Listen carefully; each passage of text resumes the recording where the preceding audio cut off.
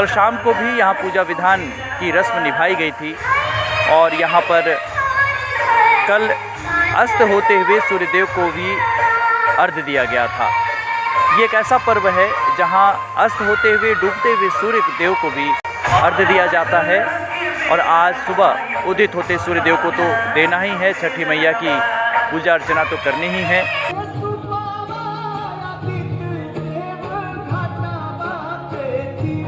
आखिर वो सुबह फिर आ गई है जब सुबह 4 बजे के आसपास सब लोग यहाँ इकट्ठा हो रहे हैं और जैसे ही सूर्य देवता उदित होंगे उन्हें अर्घ्य दिया जाएगा।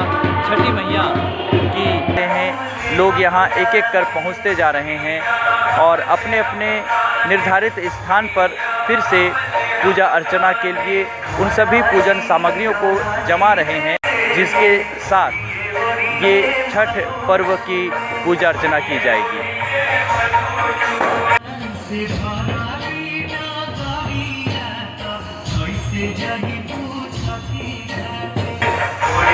सबसे बड़ी बात यह है कि यहाँ पर ये उत्साह किसी एक वर्ग में नहीं होता। महिलाएं जितनी उत्साहित हैं उतने ही उत्साहित पुरुष भी हैं, उतने ही उत्साहित बच्चे भी हैं और ये एक ऐसा पर्व जिसमें सभी मिलकर पूरे उत्साह जोश के साथ पूरे भक्ति भावना के साथ इसे मना रहे हैं।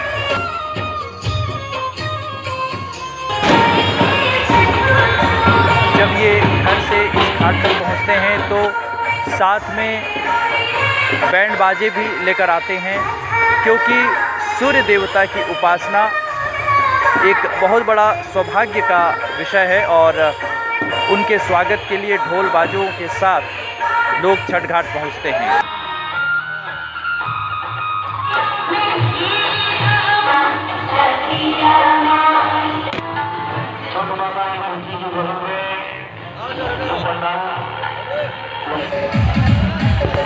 उसके बाद तो फिर एक साल करना होगा।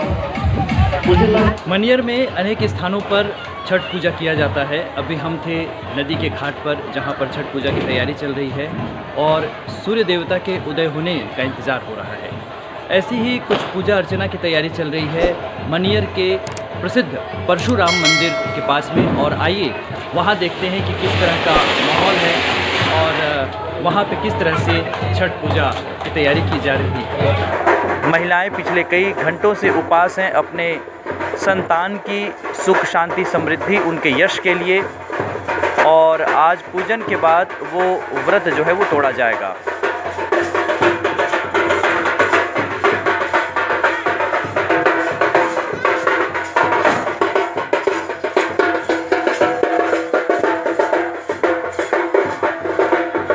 लोगों को सुबह छोटी मोटी चीज़ों की आवश्यकता पड़ेगी, इस लिहाज से छोटी छोटी दुकानें भी यहाँ खुल चुकी हैं जहाँ लोग जाकर ख़रीदारी भी कर रहे हैं।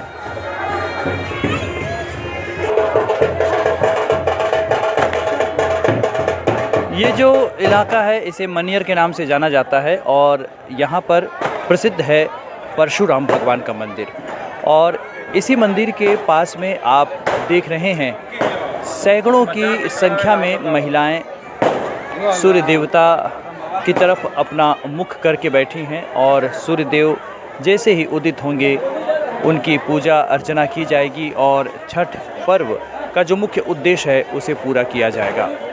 अपने बच्चों के साथ अपने परिवार के साथ ये सारी महिलाएं इस स्थल पर मौजूद हैं। ढोल नगाड़ों के साथ सूर्य देवता का स्वागत किया जा रहा है।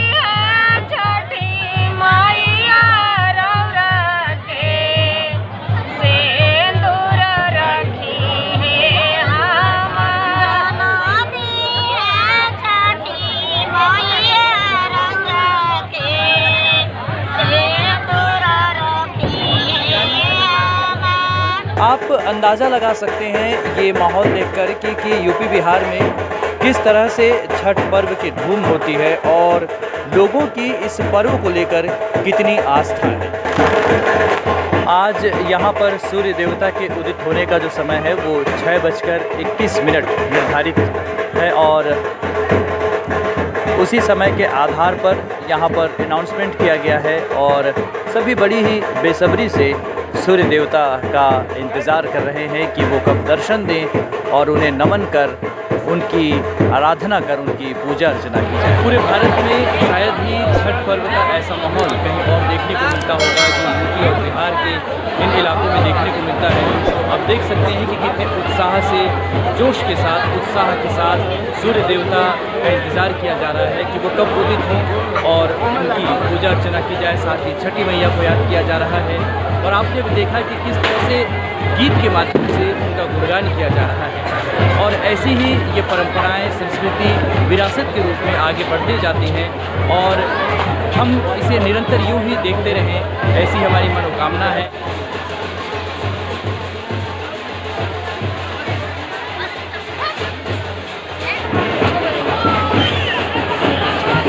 दरअसल बाकी मैं जितना जे कर रही वही हिसाब से बताई। हाँ, सबसे पहले छठ हमने के हिंदू त्यौहार सबसे बड़ा त्यौहार होता है छठ और हर साल जो है यहाँ जो है छठ जो है मनाया जाता है। ये नहीं कि नया ये मनाया जाता है, बहुत पुराना परंपरा चला रहा है। जी। हाँ, बड़ा चढ़ भर के लोग भाग लेते हैं। बाहर से जितने लोग रहते हैं छठ में वहाँ यहाँ लोग आ जाते हैं अपने परिवार आए हैं बाहर से तो अपने परिवार। हाँ, बताइए छत्तीसगढ़ तो सारे लोग जो है अपने परिवार के साथ जो है छठ मनाते हैं। भाई हम लोग भी दौड़ मनाता है। अब यही यहाँ है कि एक और चीज़ है, बड़ी शांति से जो है यहाँ जो है मैंने छठ का अनुशासन, कोई हाला ऊपर नहीं, कोई झंझट नहीं, मैंने लोगों में बड़ा प्रेम रहता है, इतना व्यवस्था करते हैं। हाँ, वो पुलिस पुलिस से कोनो लेने देने जा नहीं, पुलिस घूमत वाला पर ड्यूटी करता हूँ, लेकिन बड़ा शांति भाव से जो है माता से यही कहे थे कि हम लोग सुख में रह रहे परिवार हमारा लड़के जो है भाई हमारा नाती होती जो है सब ठीक ठाक है, इसलिए पूजा पाठ होता है। कोई भी पूजा पाठ क्यों होता है? इसीलिए न होता है कि परिवार सुख में रहे, सारे लोग एक ऐसा त्यौहार है जिसमें सूर्य उदय और सूर्य अस्त का पूजा होता है। यही एक त्यौहार है। डूबता सूरज का कोई परिणाम नहीं करता है, लेकिन आज के दिन लोग करते हैं। कल डूबते हुए सूर्य का प्रणाम किया। आज उगते हुए सूर्य को करेंगे। उसके बाद अर्घा लेने के बाद ही जो है और सब जानते हैं उस सूर्य देव के आशीर्वाद से पैदा हुई और उसी से लोग बिहार के लोग बनाते थे। अब बिहार के लोगों ने यहाँ शादी ब्याह किया है, हमारे एरिया में बहुत ज़्यादा किया, इसलिए वहाँ का औरतें आकर करती है। कई लोग ये भी कहते हैं कि छठी मैया जो है वो सूर्य देवता की बहन समान है। वही जो अरे तीन देवता हैं, ब्रह्मा विष्णु महेश, उन्हीं से तो मैं लोग पैदा हुए हैं। उसी में सूर्य ये छठ त्यौहार बहुत धूमधाम से मनाते हैं। आज आप सुबह कितने बजे से उठे हैं? आज जो है हम तो आज 4 बजे उठे, हम तो 4 बजे से उठे हैं। 4 बजे उठे। और डेली के कार्यक्रम यही रहता है कि 4 बजे 3:30 बजे 4 बजे। और इन्होंने जो बातें बताई है उसमें बहुत अच्छी बात ये लगी कि यहाँ पुलिस व्यवस्था करने की अलग से आवश्यकता नहीं होती है। लोग खुद ही इतने लोग जागरूक हैं और इस पर्व को लेकर के इतने अनुशासित हैं और हम ये कहना चाहेंगे कि इस पर्व का इतना सम्मान है कि यहाँ किसी को कुछ सिखाने की ज़रूरत नहीं है। लोग खुद ही अपने आप में व्यवस्थित होते हैं, ना कोई छेड़खानी, न किसी प्रकार का कोई उपद्रव और न कोई अनुशासनहीनता। ये एक बहुत बड़ी बात है और हमें भी इन चीज़ों से सीख लेनी चाहिए ताकि ये परंपराएं यूं ही अच्छे से आगे निरंतर चलती रहे। ये एक ऐसी परंपरा आप देख रहे हैं जो पीढ़ी दर पीढ़ी इसी तरह से हस्तांतरित होती रहती है। पहले घर के बड़े बुज़ुर्ग इस गीत को गाते हैं और उसी गीत को सुनकर फिर उस घर की बहुएं या उस घर के जो छोटे होते हैं वो इस गीत को सीखते जाते हैं, गाते जाते हैं। और इसी तरह से छठ मैया की जो उपासना है, उनका जो गुणगान है, सूर्य देवता का जो गुणगान है, वो निरंतर चलता रहता है। हमारे भारत की ये पहचान है और इसी तरह से ये हमारी संस्कृति, परंपराएं विरासत के रूप में एक के बाद एक पीढ़ियां आगे लेकर चलती रहती हैं। सूर्य देवता के उदित होने का इंतज़ार हर कोई कर रहा है। कुछ लोग यहीं घाट पर सूर्य देवता को अर्घ्य देंगे, उनकी पूजा अर्चना करेंगे, तो कुछ परिवार वापस अपने घर जाते हैं इन सभी पूजन सामग्रियों को लेकर के। घर में पूजा विधान होता है और फिर घर पर ही रहकर वहाँ से सूर्य देवता को अर्घ्य दिया जाता है। इस तरह से हमारे देश का एक महत्वपूर्ण पर्व छठ पर्व, जिसकी धूम आपने देखी, जिसका उत्साह देखा आपने, जिसका जोश देखा आपने, जिसमें भक्ति भावना देखी आपने, किस तरह से यह छठ पर्व मनाया जा रहा है, इसका क्या माहौल होता है, ये आपने देखा है। छठ पर्व में कोसी भरने की भी परंपरा है। हम अधिकतर सुनते आए हैं कि छठ पर्व में हम कोसी भरने वाले हैं या कोसी भरा जाता है। तो ये असल में बात ये है कि जिनकी इच्छा, ये असल बात ये है कि जिनकी मनोकामना होती है ईश्वर से, सूर्यदेव से, छठी मैया से, जिन्हें संतान नहीं होती है और जो निसंतान होते हैं, उन्हें यदि संतान की प्राप्ति होती है तो कोसी भरने का एक नियम होता है। कोसी भरने में यदि एक संतान की प्राप्ति होती है तो 6 गन्ने, और चूँकि छठी मैया हैं तो 6 की संख्या में 6 गन्ने, 6 दिए, और साथ ही जो पूजन सामग्री है उसमें अधिकांशतः 6-6 की जोड़ी बनाई जाती है। और यदि 2 संतान की प्राप्ति होती है, एक संतान की एक कोसी भरी जाती है, दूसरे संतान की दूसरी कोसी भरी जाती है। और इसमें यही पूजन सामग्री और जो मिष्ठान घर में बनाए जाते हैं, जैसा कि मैंने बताया कि गन्ने की संख्या 6, दिए की संख्या 6, तो इस तरह से सूर्य देवता को ये अर्पित किया जाता है। और कोसी भरने का जो कार्यक्रम है, ये घाट से वापस घर लौटकर घर में यह पूजा विधान किया जाता है।